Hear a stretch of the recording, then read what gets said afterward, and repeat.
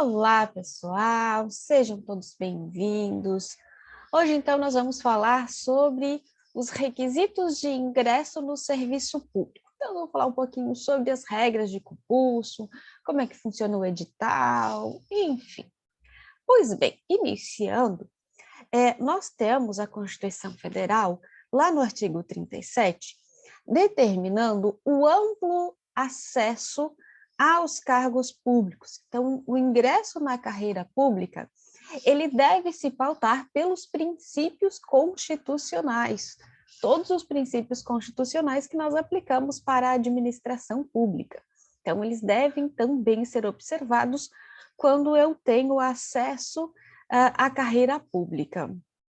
O artigo 37, inciso 1, ele determina, então, que o acesso, a ampla acessibilidade aos cargos e empregos públicos, dizendo que os cargos e empregos devem estar acessíveis aos brasileiros que preencham os requisitos estabelecidos em lei, assim como aos estrangeiros na forma da legislação aplicável.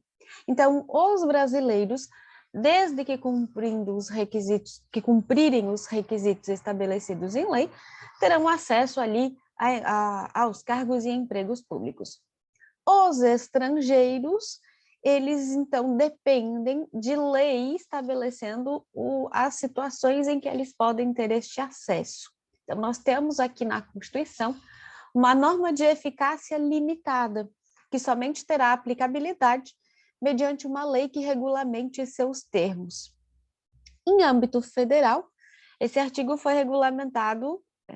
constitucional foi regulamentado pelo artigo 5º, parágrafo 3º da Lei 812, que admite que universidades públicas federais e instituições de pesquisa científica e tecnológica federal possam prover seus cargos com professores técnicos e cientistas estrangeiros, de acordo com as normas e procedimentos definidos no próprio regime legal.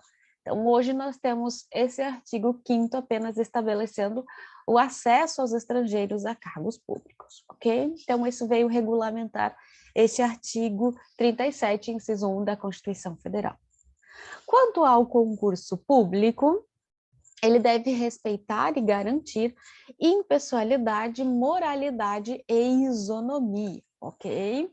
E aí, quanto a isso, a Constituição Federal estabelece que o concurso deverá ser de provas ou de provas e títulos, de acordo com a natureza e a complexidade do cargo ou emprego. Artigo 37, inciso 2. Então, vejam, a lei ela vai definir quais as exigências para o ingresso em cada carreira pública. Então, o sujeito ele deve preencher estes requisitos e ser avaliado em concurso de provas ou de provas e títulos. Veja que é proibido pela própria Constituição Federal provimento com base apenas, concurso, né, com base apenas em títulos, ok? Então, não se permite o ingresso apenas com a análise de títulos, sendo necessário prova por conta dos critérios objetivos, já que eu tenho que respeitar o princípio da impessoalidade. Também não se admite qualquer forma de provimento derivado que permita ao servidor assumir um novo cargo, cujo cargo dependa de concurso público para ingresso. Por exemplo, digamos que uma determinada pessoa ela passou num concurso público para técnico do TRT. Não tem como fazer uma promoção e ele assumir um cargo de analista do TRT, já que para acessar o cargo de analista eu preciso de concurso público. Então, não tem como fazer desta forma, precisa ser um concurso, ok? Inclusive, esta situação está definida na súmula vinculante 43 do STF, que diz que é inconstitucional toda modalidade de provimento que propicia ao servidor investir-se sem prévia aprovação em concurso público destinado ao seu provimento, em cargo que não integra a carreira na qual anteriormente investido. Então, não tem como fazer provimento derivado com mudança de cargo. Também não se admitem mais os chamados concursos internos, por meio do qual os antigos servidores poderiam assumir cargos em nova carreira criada por lei, tá? Porque hoje não mais permitido pela Constituição Federal, certo? Então, não posso assumir cargo diverso para o qual passei no concurso público.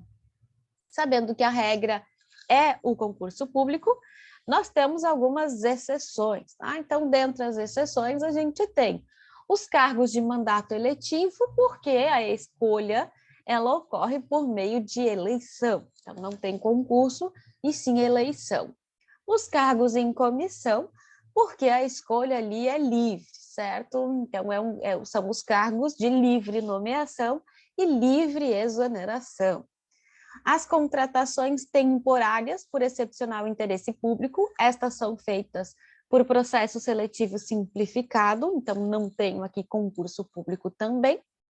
Os agentes comunitários de saúde e agentes de combate a endemias, que também apenas devem observar um processo seletivo simplificado, de acordo com o determinado pela Lei 11.350 de 2006, então não precisa também o concurso público. E nós temos algumas outras hipóteses de acesso, por exemplo, ministros e conselheiros de tribunais, né? Então, do STF, do STJ, dos tribunais superiores.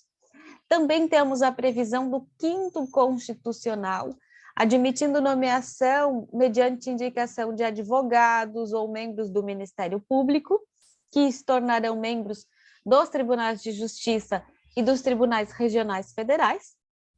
E nós temos uma questão bem específica em relação às empresas estatais, quando há a possibilidade de contratação de profissionais qualificados de forma direta, ok? Mas é uma exceção bem específica. Uma observação aqui que é pertinente é em relação aos conselhos profissionais, CRM, CRO, CREA, enfim. Nós temos a previsão desses conselhos na Lei 9649 de 98. E esta lei dispunha, em seu artigo 58, que esses serviços de fiscalização de profissões regulamentadas seriam exercidas em caráter privado, okay? Então, elas seriam pessoas jurídicas de direito privado. Esse artigo foi questionado em sede de ação direta de inconstitucionalidade, número 1717. E aí o STF, na análise desta ação direta de inconstitucionalidade, entendeu que, como os conselhos profissionais eles exercem poder de polícia, eles são considerados pessoas jurídicas de direito público, ou seja, verdadeiras autarquias. Sendo consideradas autarquias, eles se submetem ao regime do concurso público. Então, para acessar os cargos que são necessários para os conselhos profissionais, obrigatoriamente deve ser realizado concurso público, já que são consideradas autarquias. Esta regra não vale para a OAB, ok? Já foi entendido, então, pelo próprio STF, que a OAB é uma entidade única no regime jurídico brasileiro, ela não integra a administração pública indireta, então ela não é autarquia, ela não sofre controle do Tribunal de Contas, ela não precisa obedecer à regra de concurso público e os seus trabalhadores são escolhidos ali livremente e devem obedecer às regras da CLT, ok? Então, esse é o que nós temos em relação à OAB. Inclusive, o próprio STF entende que ela é uma categoria ímpar no direito brasileiro, certo? Então, para todos os demais conselhos profissionais, regra de concurso público. OAB possui um regime próprio e ela não é considerada uma autarquia. Quanto ao prazo de validade do concurso público, a Constituição Federal, ela diz que a validade do concurso público é de até 2 anos, prorrogável uma vez por igual período. Isso significa que podem ser realizados concursos com prazos menores. Por exemplo, um concurso público com validade de 1 ano. E aí ele pode ser prorrogado uma única vez por igual período. Se é de 1 ano, eu posso prorrogar por mais 1 ano, certo? A prorrogação, gente, ela só pode ser feita enquanto não expirado o prazo inicial. Então, se terminou o prazo, eu não posso prorrogar, já que não existe mais. E a prorrogação é ato discricionário da administração pública. Ela vai justificar pela necessidade, então um ato devidamente motivado para a prorrogação. Mas se ela não quiser prorrogar, não tem problema nenhum, é um ato discricionário da administração pública. Pois bem, quanto a essa questão, né, nós temos a previsão de edital para o concurso público. Então, será publicado um edital, certo? E em que estabelecerá as regras que deverão ser observadas tanto pelos interessados, né, quanto pela administração pública. Então, o edital, ele não pode estipular regras que extrapolem as reais necessidades do cargo ou emprego, sob pena de violação dos requisitos constitucionais.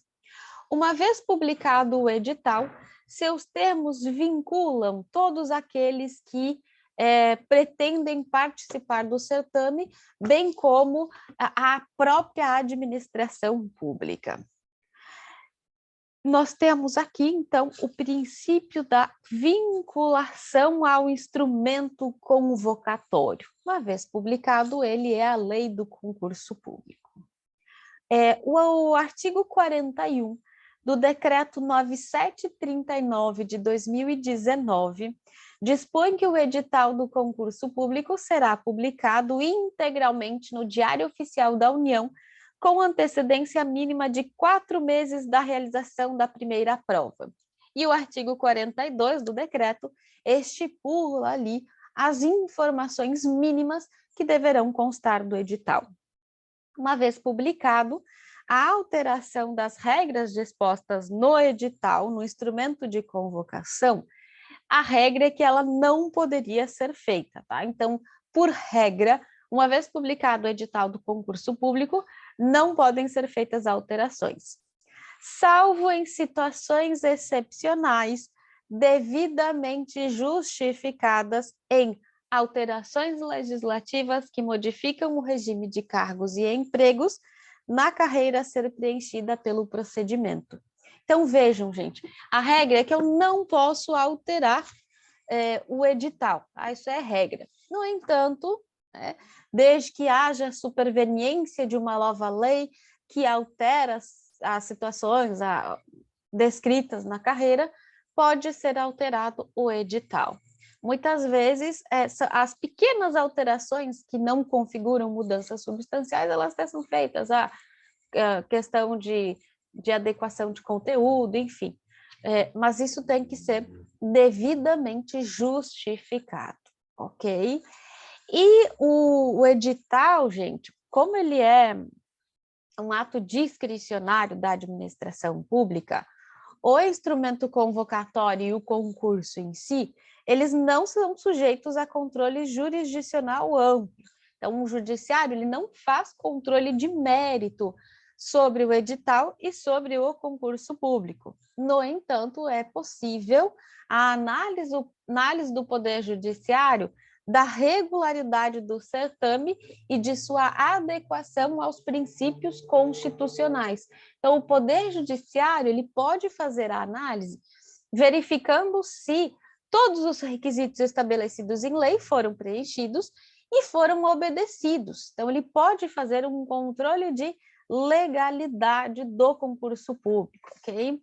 Inclusive, há o entendimento que o Poder Judiciário ele não pode substituir-se à banca examinadora. então definindo critérios de avaliação, reavaliando provas e notas atribuídas ao candidato, porque assim ele entraria no mérito da atuação discricionária, ok? Violando o princípio da separação de poderes.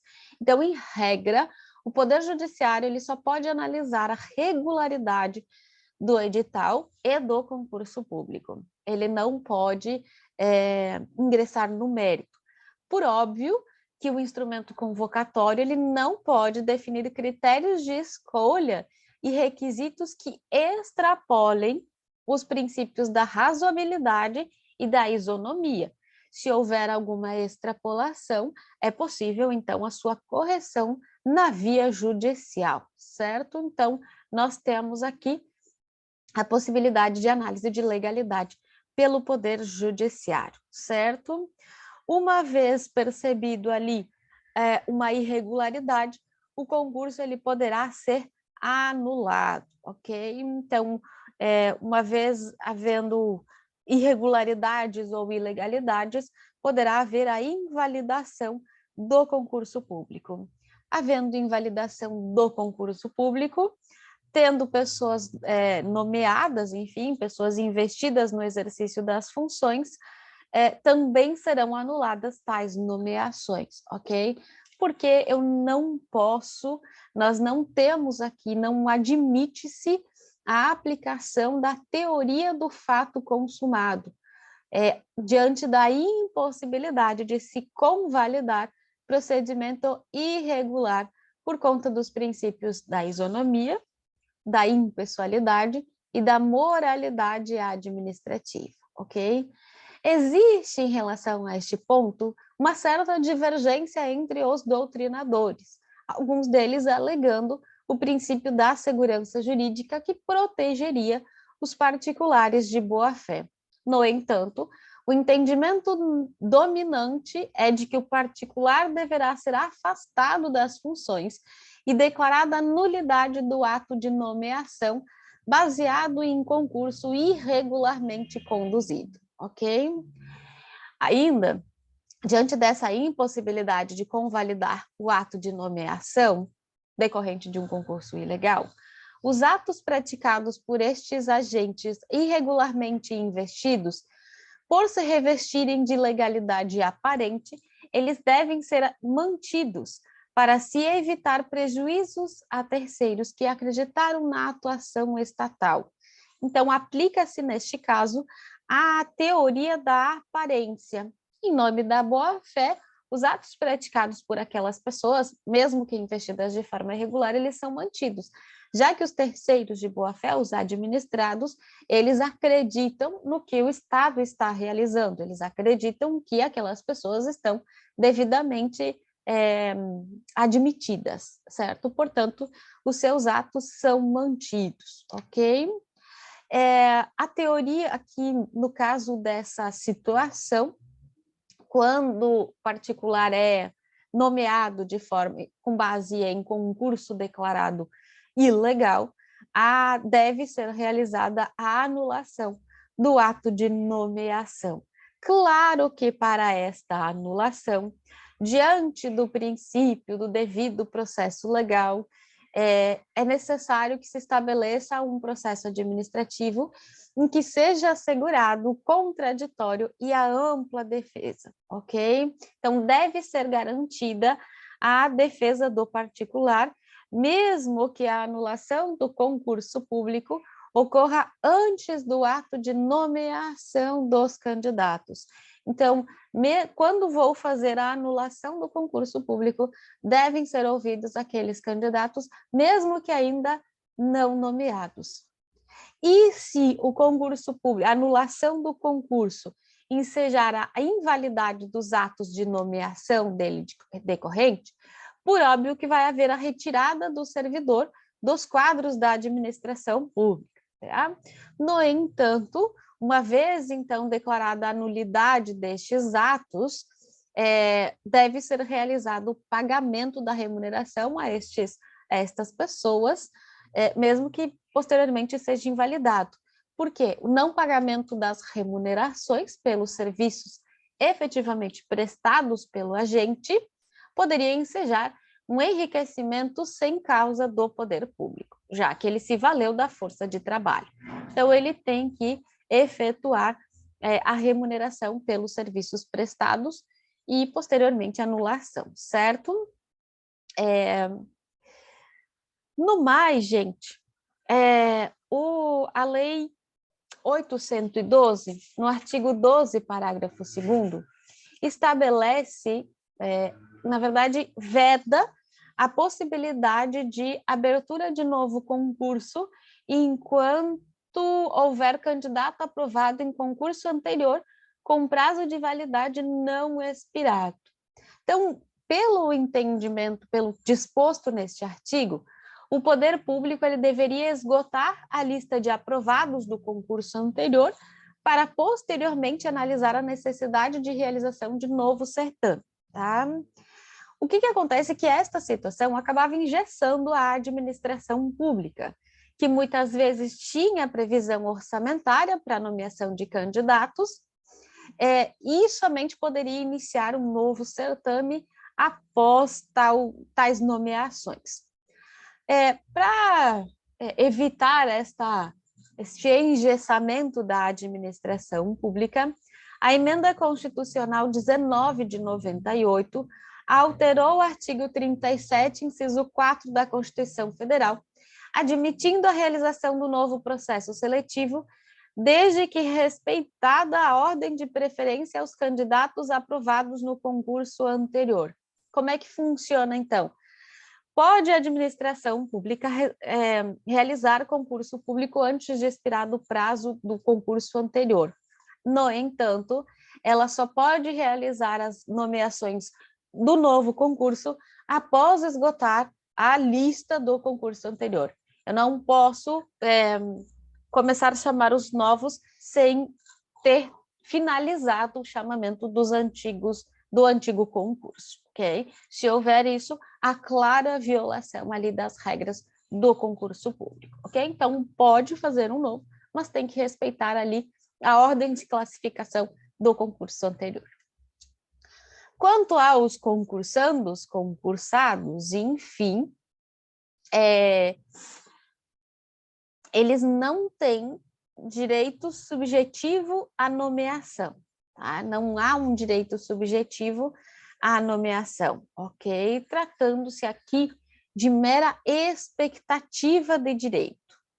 O que o candidato tem é a garantia de não preterição, ou seja, não pode admitir contratação de temporários ou terceirizados para exercer as funções inerentes ao seu cargo. E não pode ser convocado um candidato aprovado que esteja classificado em ordem posterior à sua. Isso está disciplinado, inclusive, na súmula 15 do STF, que dispõe: dentro do prazo de validade do concurso, o candidato aprovado tem o direito à nomeação quando o cargo for preenchido sem observância de classificação, ok? Então, nós temos aqui um direito subjetivo a ser convocado na ordem de classificação, certo? Em 2007, o STF ele teve um entendimento de que o candidato que for aprovado em concurso público, dentro do número de vagas previamente definido no edital, no instrumento convocatório, enfim, ele teria direito subjetivo à nomeação. Então, se eu abrir o concurso com 2 vagas, os 2 primeiros colocados, eles teriam direito à nomeação, ok? Então, por conta ali do princípio da boa-fé e da segurança jurídica. Então, a administração pública, ela se obriga a realizar a nomeação dos candidatos aprovados em colocação dentro do número de vagas prevista no edital de certame, dentro do prazo de validade do concurso público, ok? Então, se abriu 2 vagas, teria que nomear aqui os 2 primeiros colocados, certo? Vejam, então, que o edital é norma vinculante da atuação do Estado, é um ato administrativo, ok? E pode ser revogado ali ou modificado, como vimos, por motivo de interesse público superveniente devidamente justificado, ok? Então, diante de necessidades excepcionais, por motivo de necessidade pública superveniente, a administração pública poderá deixar de nomear candidatos aprovados em concurso público, sob pena de se priorizar ali por conta de proteger a necessidade pública, tá? Então vejam que há o entendimento de que que a administração ela deve nomear os candidatos aprovados dentro do número de vagas. Tá? Esse é o entendimento. No entanto, havendo interesse público, uma necessidade pública devidamente justificado, poderá a administração deixar de realizar esta nomeação, certo? Mas tem que ser devidamente justificado, certo? Aqui, por conta do princípio da supremacia do interesse público sobre o particular. Eu não posso priorizar o interesse particular, ok? Então, em que pese haja o entendimento da necessidade de nomeação desses candidatos que ficaram classificados dentro do número de vagas oferecidas, a administração pública, por interesse de uma necessidade pública superveniente, devidamente comprovada e justificada, pode deixar de fazer esta nomeação, tá? Mas são situações muito excepcionais. Ok, gente? Uma outra questão aqui em relação ao concurso público, ela se refere à questão da cláusula de barreira. O que seria esta cláusula de barreira? É possível que em determinado concurso público se estabeleça um número X de pessoas que serão classificadas a uma fase posterior, né? Por exemplo, pode vir uma cláusula no edital dizendo que estariam habilitados na primeira fase do concurso os candidatos que ficarem entre os 50 primeiros classificados, tá? Ou somente aqueles que obtiverem nota igual ou superior a 70 pontos. Então, a questão pode haver esta limitação, esta imposição de classificações? Houve uma discussão quanto a esta situação. Alguns doutrinadores vieram dizendo que não poderia haver esta cláusula, já que ela violaria o princípio da ampla acessibilidade ao concurso público. No entanto, em 2014, o STF ele declarou constitucional referida à regulamentação em editais de concursos públicos. Então, é possível a utilização de cláusula de barreira, ok? Porque ela funciona ali como uma limitação, né, do desempenho meritório dos concorrentes. Então, é possível a cláusula de barreira, certo? A acumulação a gente falou, mas vamos reforçar, gente. Quanto a essa questão, né, vou prestar um concurso público, a questão de acumulação de cargos públicos. Vejam só, a regra, gente, é que não é permitida a acumulação de cargos públicos. Então, pela regra, não poderia haver acumulação de cargos públicos. No entanto, a Constituição Federal, ela estipula, lá no artigo 37, 16 e 18, ela estipula a possibilidade de acumulação de cargos públicos, desde que observadas algumas situações previstas na própria Constituição Federal. Então, vejam, o artigo 37 ele diz que ele proíbe a acumulação remunerada de cargos públicos, exceto, e aí a Constituição estabelece os requisitos para a acumulação. Pois bem, exceto o quê?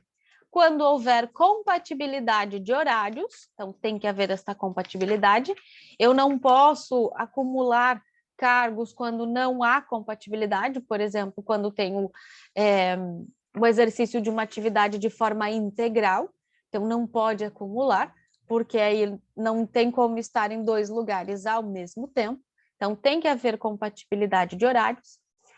Havia uma determinação de que a acumulação ela não poderia ultrapassar os subsídios recebidos pelos ministros do STF.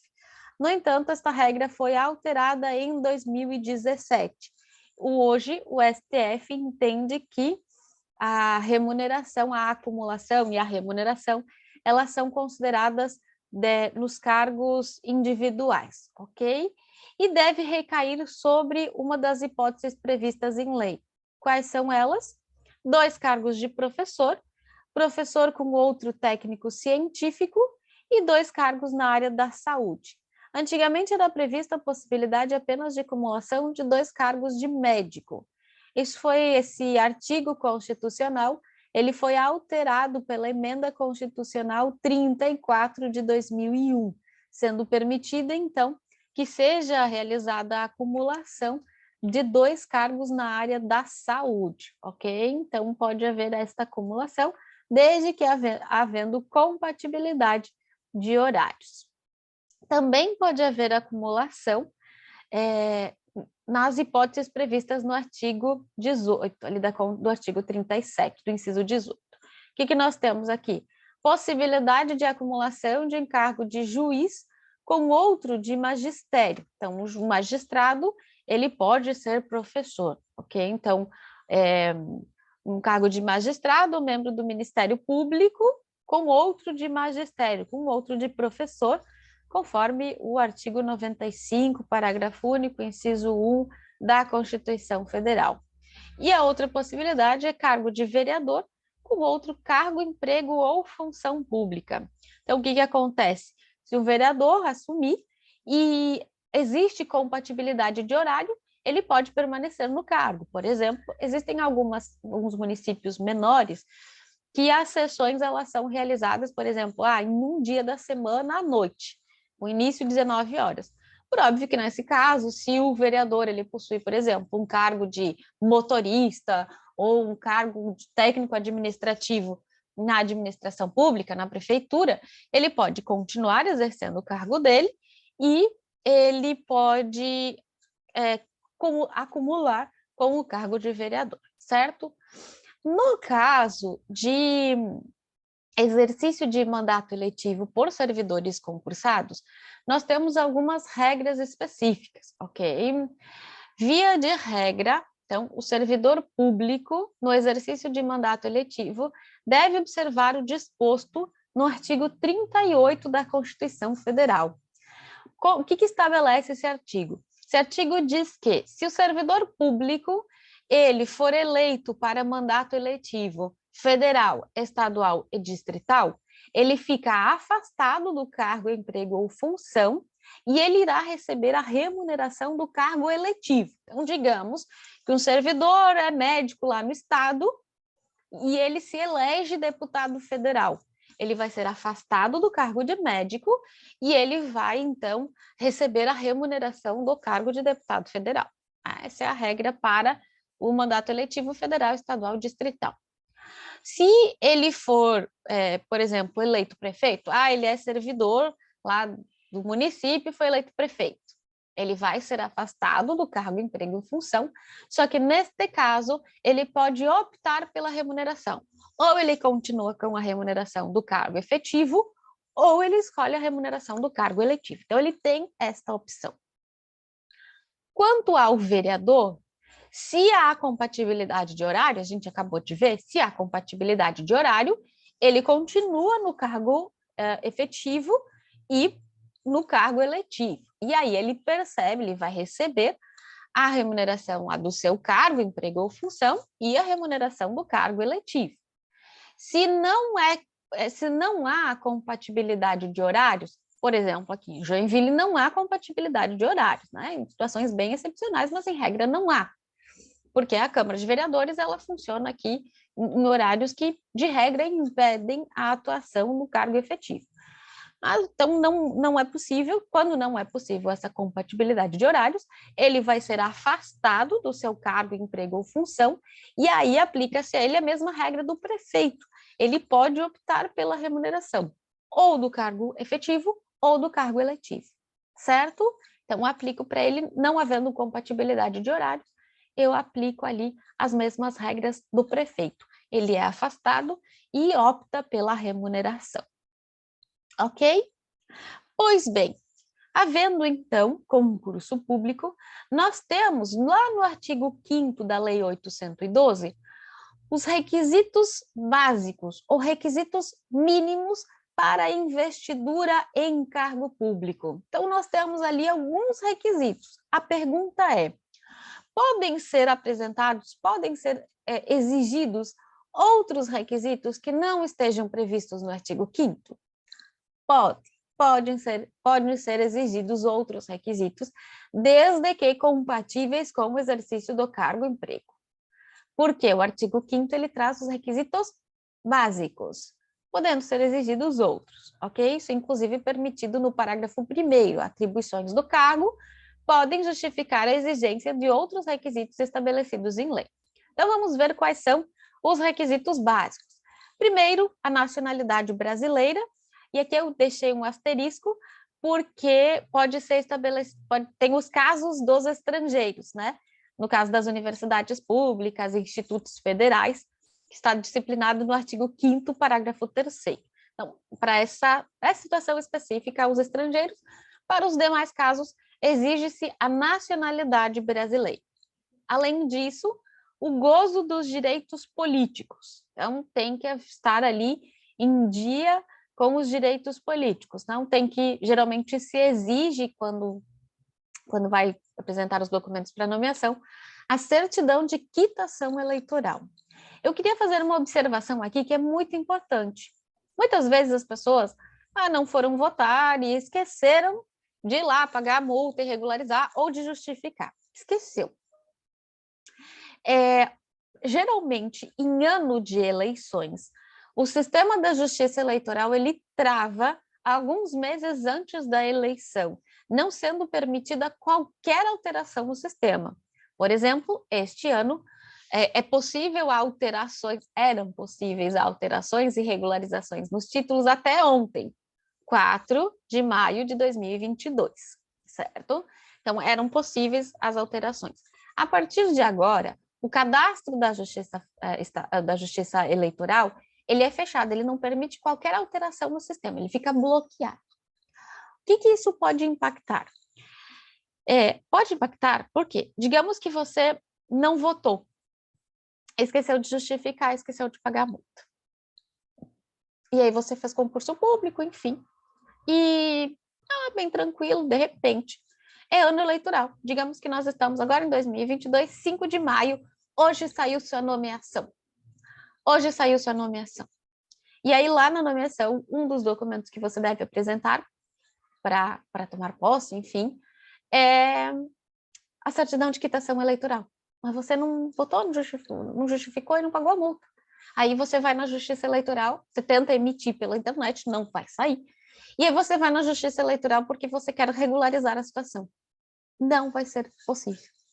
Não será possível regularizar a situação, porque o cadastro da Justiça Eleitoral está fechado. Não permite alteração. E aí você não vai conseguir a certidão de quitação, você vai perder a nomeação do concurso público. Então, é importante que aqueles que estão realizando provas de concurso, sempre antes, principalmente em ano eleitoral, verifiquem a certidão de quitação eleitoral antes de ficarem impossibilitadas essas alterações, ok? Então, é um cuidado importante que os concurseiros devem ter, né, com a quitação, a certidão de quitação eleitoral. Às vezes a pessoa esqueceu, enfim, e aí só percebe disso em momento que não é possível fazer o seu ajuste, ok? Então, só esse cuidado aqui em relação a isso. O que mais? A quitação com as obrigações militares, eleitorais eu já mencionei, então, quitação das obrigações militares, o nível de escolaridade exigido para o exercício do cargo, ok? Então, a lei deve determinar ali a escolaridade, que deve ser compatível com as funções a serem atribuídas aos servidores dos cargos a serem providos, ok? Gente, não se admite exigências superiores às necessidades da função, sob pena de caracterizar uma forma indevida de restrição ao acesso a cargos e funções públicas. Pois bem, então, temos também a idade mínima ali de 18 anos, hoje temos essa exigência, e aí no inciso 6 vem a aptidão física e mental para o exercício das funções do cargo. Gente, em algumas situações, são estabelecidos, então, critérios de aptidão de demonstração de aptidão física e aptidão mental. Bom, primeiro, temos aqui, em relação a esta situação, a Lei 812, que estabelece a possibilidade de admissão de pessoas com deficiência, ok? Então, diz a Lei 812 de 1990, que o concurso público deverá ter uma reserva de até 20% das vagas a portadores não, né? A pessoas com deficiência, desde que essa deficiência não impeça o exercício da função do cargo a ser assumido. Então, deixa eu só descer aqui um pouquinho para mostrar para vocês. Eu tirei. O que nós temos aqui? Nós temos uma exigência de participação e de ampla acessibilidade. Então, a própria lei, ela diz que deve haver uma reserva de até 20% das vagas. Como ela deixava em aberto, seria até, e aí a administração entendia que 1% seria possível, o tribunal ele disse não, que o mínimo é 5%. Então, 5% até 20% deve ser reservada a pessoas com deficiência, ok? O Tribunal de Justiça disse que o edital deve respeitar um percentual mínimo de 5% das vagas a estes cargos, tá? Então, é necessária ali a observação desta situação, o respeito a essas pessoas. Temos também, só achar aqui o artigo que fala disso, nós temos a exigência de vagas ali para negros ou pardos. Então, a Lei 12.990 de 2014, ela definiu a reserva de um percentual de 20% das vagas de concurso público para os candidatos negros e pardos, desde que o número de vagas estipulado no edital seja igual ou superior a 3. Então, superior a isso, deve ser feito uma reserva, então, de 20%. Vejam, gente, que para pessoas com deficiência é até 20%, de 5% até 20%. Para negros e pardos é de 20%, ok? Então, nós temos aqui esta previsão na Lei 12.990 de 2014. Então, as duas possibilidades de reserva de vagas. Há uma questão aqui que acaba gerando muitas discussões, que são a questão da aptidão aqui do exame psicotécnico, ok? Que ali traz a aptidão mental, enfim. O decreto 6944 de 2009, ele diz que ele regulamenta a realização de exames psicotécnicos em concursos públicos realizados pela União. Diz no seu artigo 14, parágrafo 1º, que o critério de avaliação psicológica consiste no emprego de procedimentos científicos destinados a aferir a compatibilidade das características psicológicas do candidato com as atribuições do cargo. Este decreto ele foi atualizado pelo decreto 9739 de 2019, ok? Então, hoje nós temos o decreto 9739 de 2019 trazendo essa situação, ok? O que se estabelece em razão do exame psicotécnico? A realização deste exame, ela fica submetida à autorização por meio de lei, ok? Inclusive, o próprio STF editou uma súmula vinculante sobre o tema, súmula vinculante número 44, que estabelece que somente só por lei se pode sujeitar a exame psicotécnico a habilitação de candidato a cargo público. Então, eu preciso de lei, tem a exigência de previsão legal.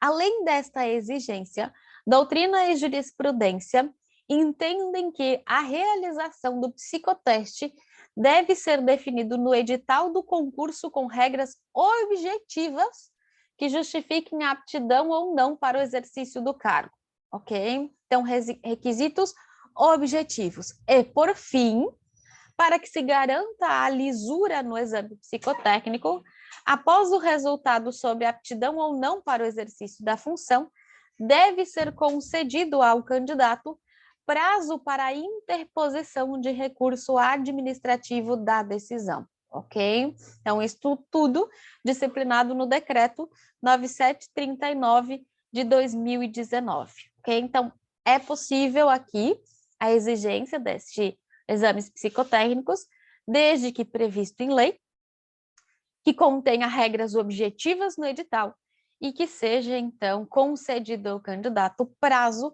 para interposição de recurso administrativo. Okay? Então, é possível observadas tais regras.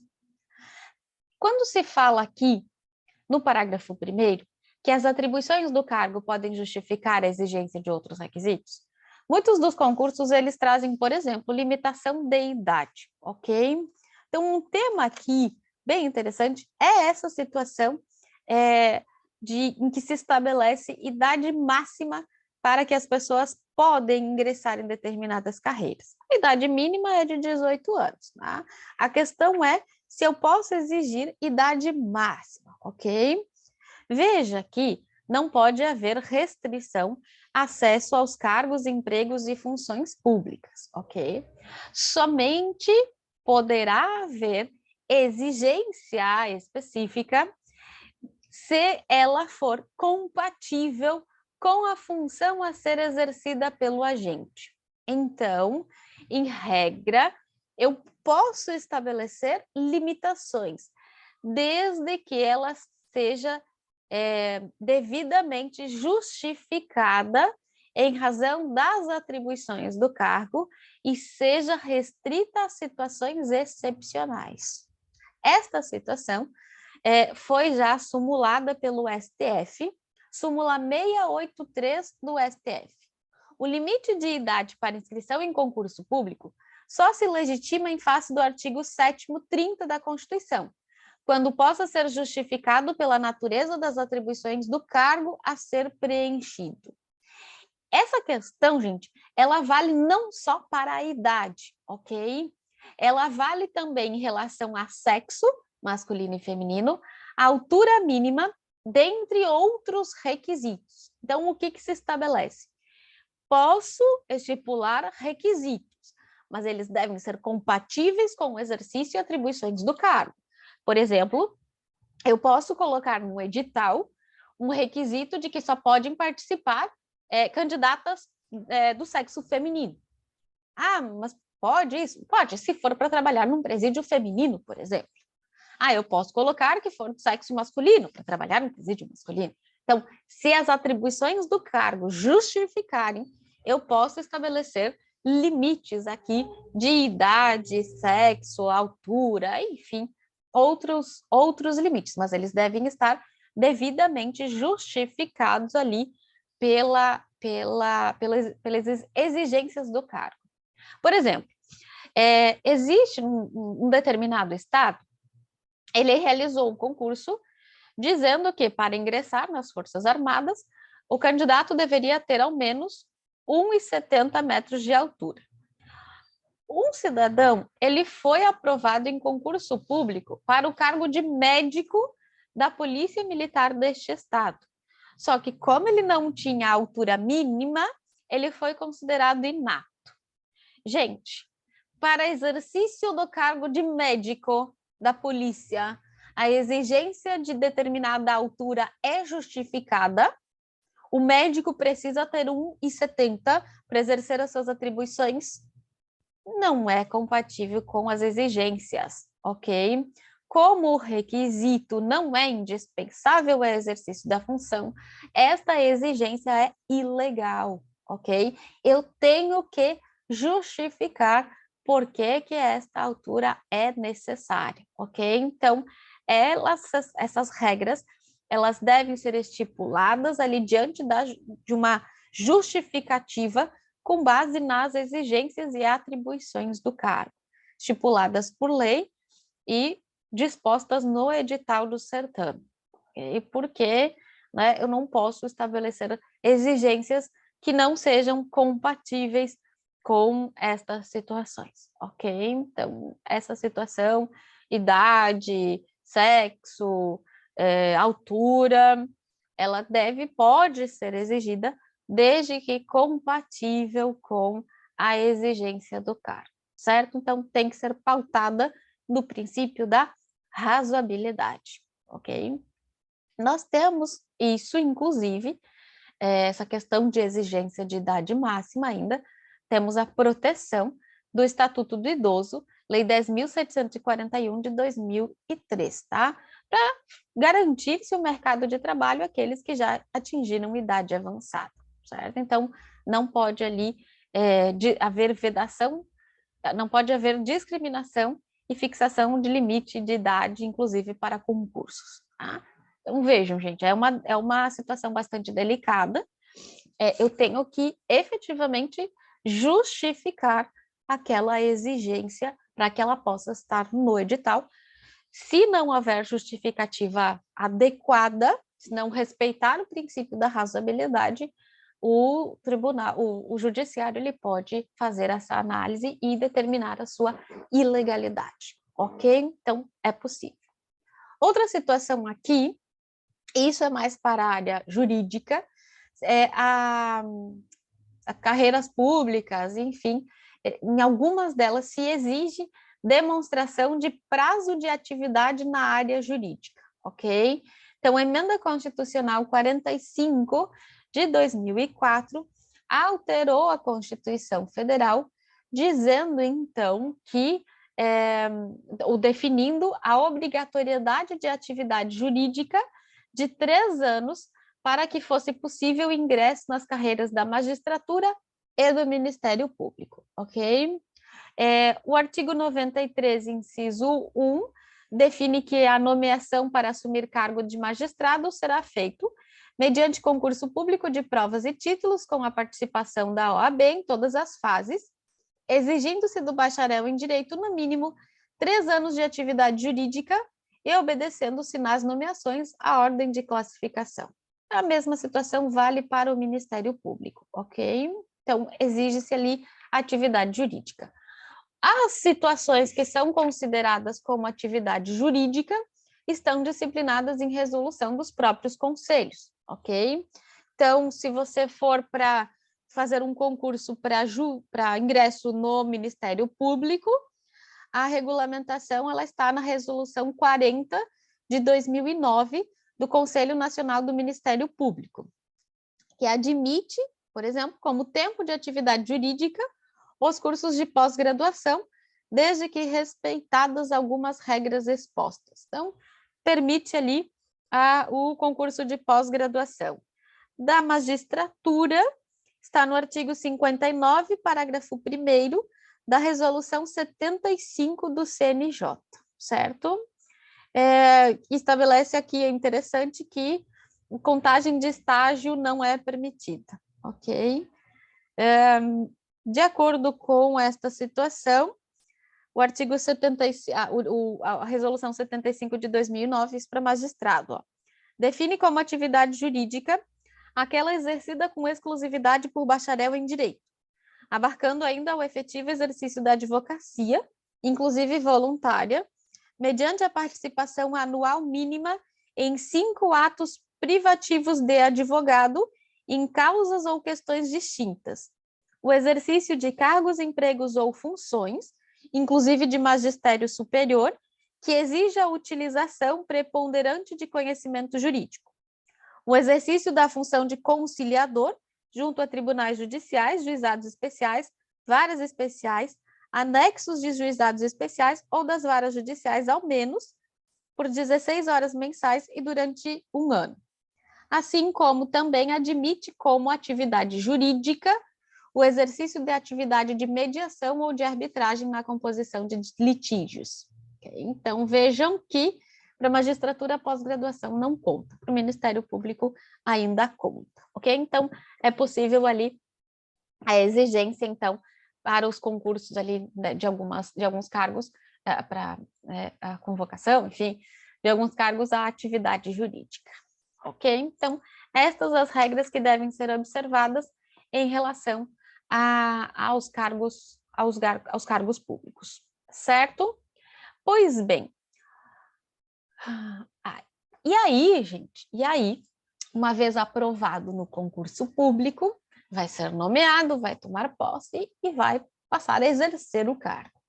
A partir do momento que você é aprovado, nós temos a aplicação do artigo 41 para os cargos, que diz o seguinte: são estáveis, após 3 anos de efetivo exercício, os servidores nomeados para cargo em provimento efetivo em virtude de concurso público. Ele está falando nesse artigo 41 sobre a questão da estabilidade. Então, esse artigo 41, ele está estabelecendo a questão da estabilidade. Gente, um cuidado que vocês têm que ver é que o cargo é de provimento efetivo. Então, a efetividade, ela é relacionada ao cargo. A estabilidade é relacionada ao servidor, ok? Então, estabilidade, ela é relacionada ao servidor. Com a posse, ele se torna efetivo, mas ele ainda não tem estabilidade, ok? Então, a estabilidade, ela pode ser conceituada como uma prerrogativa constitucional atribuída aos servidores públicos que sejam detentores de cargo de provimento efetivo após a aprovação em concurso público de provas ou de provas e títulos, de permanência no serviço público, desde que não advenha alguma das situações previstas na própria Constituição Federal, ok? Então, vai adquirir a estabilidade quando preenchidos os requisitos do artigo 41. Importante mencionar aqui que quando a Constituição foi publicada, ela estabelecia aqui um prazo de 2 anos, tá? Ela estabelecia um prazo de 2 anos. Então, Constituição, 1988, no artigo 41, ela trazia 2 anos. Logo em seguida, foi publicada a 812, ela é de 90. Então, o que aconteceu? A Constituição exigia 2 anos, a Lei 812 veio e estabeleceu os requisitos de estágio probatório. E, para os requisitos do estágio probatório, no artigo 20, exigiu o cumprimento de 24 meses. Ficava igual, né? 2 anos, 24 meses de estágio probatório, o mesmo prazo. Acontece que a emenda constitucional 19 de 98 modificou o artigo 41, estabelecendo, então, 3 anos para a estabilidade e aprovação em avaliação especial de desempenho realizada por uma comissão especialmente constituída com esta finalidade. Então, o que acontece? Nós temos aqui, agora, a exigência de 3 anos. Então, requisitos: nomeação em caráter efetivo, que se você for nomeado em cargo em comissão, não vai adquirir estabilidade. Precisa ser nomeado em concurso público ali para cargo de provimento efetivo. Que ultrapasse o prazo de 3 anos e que seja aprovado em avaliação especial de desempenho. Então, estes os requisitos para que o servidor adquira a estabilidade, ok? Qual é a questão que nós temos hoje aqui, gente? Quando a emenda constitucional 19 de 98 alterou a Constituição, nós temos na Constituição a exigência de estabilidade de 3 anos. Só que o artigo 20 da Lei 812, que estabelece 24 meses, não foi alterado. Ele continua estabelecendo previsão para estágio probatório de 24 meses. Então, lá no artigo 20, ainda diz que 24 meses para o estágio probatório. E aí nós ficamos com exigências diferentes. 3 anos para estabilidade, 24 meses para o estágio probatório. Parte da doutrina, por conta desta divergência, passou a definir que estabilidade não se confunde com período de estágio probatório. Então, a estabilidade ela seria adquirida após 3 anos, independente da duração de 24 meses do estágio, ok? Essa situação ela ganhou força com a edição da Lei 11.784 de 98, que decorreu da conversão da medida provisória 431 de 2008. Esta medida provisória, ela alterava o artigo 20 da Lei 812 de 90. Essa medida provisória 431 de 2008, ela mudava o artigo 20 e estabelecia 36 meses, fazia essa mudança. Quando a medida provisória foi para o Congresso para ser convertida em lei, quando ela foi convertida em lei, esse artigo não foi modificado, permaneceu 24 meses, ok? E aí permaneceu a divergência. Poderia ter sido resolvida, 3 anos, 36 meses, ficava igual, divergência doutrinária finalizava, ok? Não foi alterado lá pela lei, o texto da medida provisória não foi transformado em lei. Então, nós temos no nosso ordenamento ainda 3 anos de estabilidade na Constituição, 24 meses no artigo 20 da 812. Acontece que, desde 2010, os tribunais superiores, né, apesar desta disparidade entre a lei e a Constituição Federal, entendem que o prazo necessário à aquisição da estabilidade é o mesmo prazo do estágio probatório.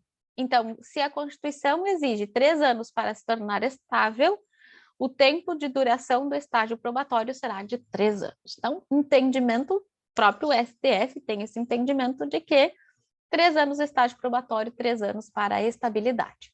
O cuidado que vocês devem ter aqui é em relação a perguntas de concurso, porque se vier uma questão de concurso dizendo assim, de acordo com o artigo 20 da 812, o prazo de estágio probatório é de, como é letra literal de lei, 24 meses, porque ele não foi alterado ainda, ok? Então, apenas esse cuidado aqui com esta previsão de estabilidade e de estágio probatório. Okay? Então, nós temos aqui esta previsão hoje ao entendimento de equivalência na estabilidade e no estágio probatório. Então, o STF já estabeleceu esta situação de equivalência de prazos aqui para a estabilidade e estágio probatório. Um cuidado aqui, gente, é porque a estabilidade, ela diz respeito a cargos públicos.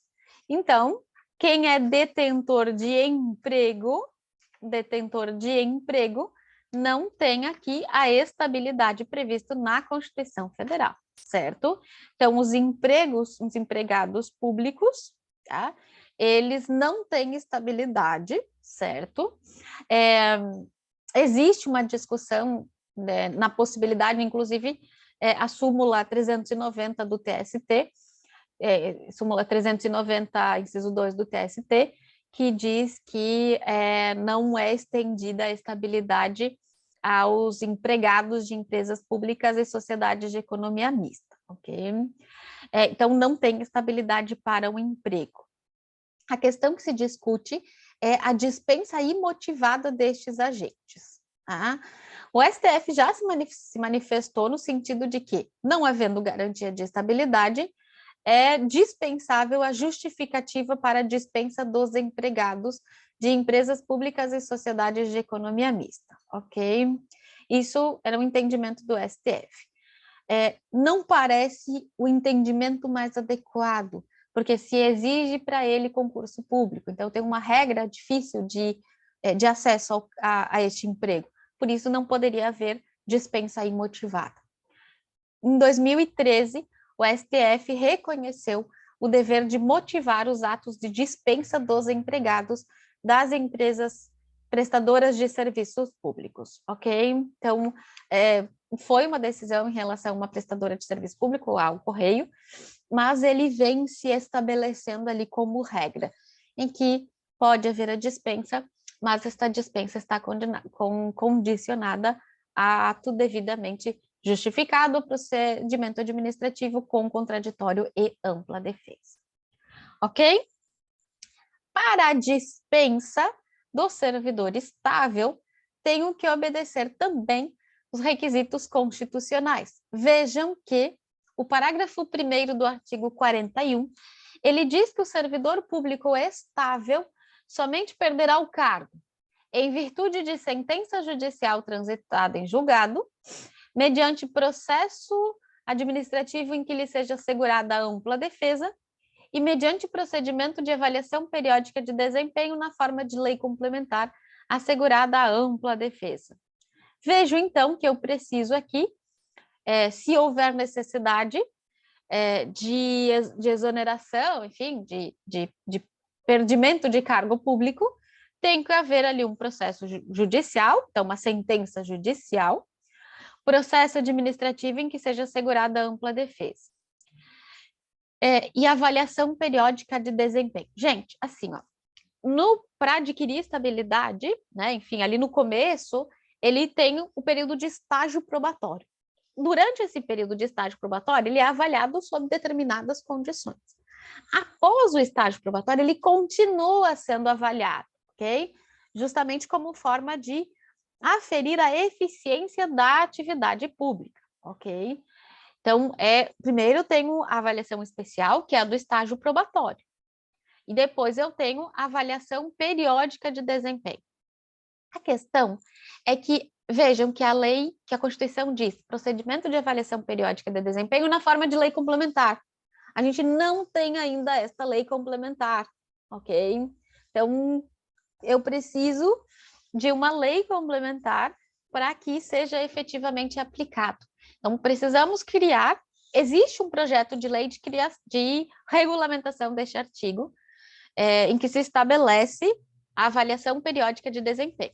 Eu acho uma norma bem interessante, desde que ela venha com critérios objetivos e que não permita interpretações subjetivas para evitar perseguições políticas. Então, critérios objetivos em que se analise a atuação do servidor público, a eficiência na administração pública. Uma vez não cumpridos estes requisitos objetivos, é possível, então, a perda do cargo, sempre com contraditório e ampla defesa. E existe uma quarta possibilidade de perder o cargo, não está no artigo 41, mas ela vem estabelecida no artigo 169 da Constituição Federal, ok? Que estabelece ali que a despesa com o pessoal ativo e inativo da União, dos estados e do Distrito Federal dos municípios não poderá exceder os limites estabelecidos em lei complementar. E aí esta lei complementar é a Lei de Responsabilidade Fiscal, Lei Complementar 101 de 2000. No artigo 19 desta lei, diz que a União deve utilizar, no máximo, 50% de sua receita corrente líquida com gastos de pessoal. Estados e municípios, o percentual é de 60%. Então, o que acontece? Se houver extrapolação destes limites, tem que ser feita a redução. Como que vai ser feita esta redução? Primeiro, deverá haver redução de pelo menos 20% das despesas com cargos comissionados e funções de confiança, para chegar no limite estabelecido em lei. Diminuir 20%, ainda assim, estou acima do limite estabelecido pela Lei de Responsabilidade Fiscal. Bom, nesse caso, eu vou partir para a segunda situação, que é a exoneração de servidores públicos não estáveis, ou seja, aqueles que ainda se encontram ali no estágio probatório, tá? E que não cumpriram ali os requisitos. Fiz a exoneração destes servidores e ainda extrapolo os limites estabelecidos em lei, aí sim serão exonerados os servidores estáveis. Então, aqui entra a possibilidade de perda de cargo por excesso de gastos. No caso, o cargo do servidor estável, ele vai ser extinto, sendo vedada ao ente estatal a criação de cargo, emprego ou função com atribuições iguais ou assemelhadas pelo prazo de 4 anos. O servidor estável exonerado perceberá uma indenização que corresponde a 1 mês de remuneração para cada ano de serviço público prestado, como forma ali de atenuar a perda patrimonial ensejada pela dispensa. Além disso, a exoneração dos servidores estáveis, ela deve ser precedida de ato normativo motivado dos chefes de cada um dos poderes, tá? Tanto da União, dos estados, município, Distrito Federal, para justificar por que eu estou exonerando aquele cargo específico, justificando, enfim, então, por que ele foi escolhido para ser exonerado, ok? Então, tem sempre que observar estas situações, ok? Então, tanto que o artigo 23 da lei, da lei de responsabilidade fiscal, ele diz que quando o poder, o órgão se aproximar dos limites legais, deve-se realizar a extinção de cargos e funções públicas ou a redução temporária da jornada de trabalho com adequação dos vencimentos à nova carga horária, justamente para evitar que se extrapolem esses limites previstos em lei. Tá, gente? Então, nós temos 4 hipóteses para a perda de cargo público após adquirida a estabilidade, certo? Então, vejam que a estabilidade ela não é absoluta, certo? Havendo alguma situação prevista em lei, do artigo 41, parágrafo 1º, o servidor estável poderá perder o cargo, certo? Em relação à vitaliciedade, também é uma situação bem parecida com a estabilidade, mas a vitaliciedade ela é uma prerrogativa maior concedida pela Constituição Federal a determinados agentes públicos de carreiras específicas, ok? Qual que é a diferença? A vitaliciedade ela é adquirida no exercício de 2 anos de exercício no cargo, então a vitalicidade é adquirida somente após 2 anos de efetivo exercício no cargo.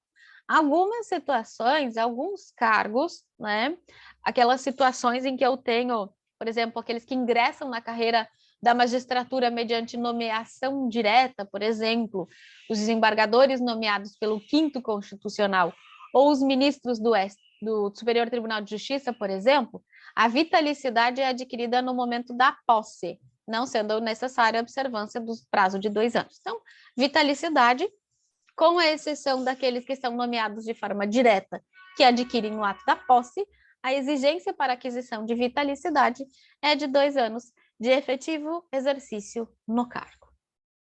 Então, estabilidade, 3 anos, vitalicidade, 2 anos. Perde o cargo estável, né, o servidor estável, sentença judicial transitada em julgado, processo administrativo com contraditório ampla defesa, procedimento de avaliação periódica e diminuição de gastos.